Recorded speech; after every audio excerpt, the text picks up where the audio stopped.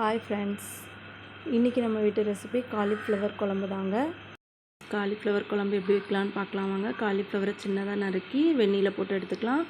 தேவையான மசாலா ரெடி பண்ணிக்கலாம். ஒரு கடாயில் ஜீரகம், நல்ல மிளகு, சோம்பு போட்டு வதக்கிட்டு கொஞ்சமாக வெங்காயம், பூண்டு, இஞ்சி போட்டு அதையும் நல்லா வதங்கின பிறகு 2 தக்காளி போட்டு 2 தக்காளியும் நல்லா வதக்கிட்டு கொஞ்சமாக தேங்காய் வதங்கின பிறகு தேவையான மசாலா சேர்த்துக்கலாம்.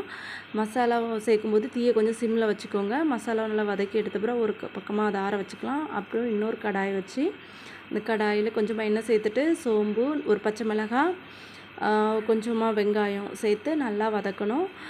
வெங்காயம் நல்லா ஒரு கோல்டன் ப்ரௌன் கலரில் வதங்கி வந்த பிறகு நம்ம ஆல்ரெடி ரெடி பண்ணி வச்சுருந்தல்ல மசாலா, அதை நல்லா நம்ம பேஸ்ட் பண்ணி அந்த மசாலாவை சேர்த்துக்கலாம். மசாலா சேர்த்து ஒரு கொதி வந்த பிறகு நம்மளுக்கு தேவையான, அதாவது குழம்புக்கு திக்னஸ் எவ்வளோ தேவையோ அந்த அளவுக்கு கொஞ்சமாக நம்ம தண்ணி சேர்த்துக்கலாம்.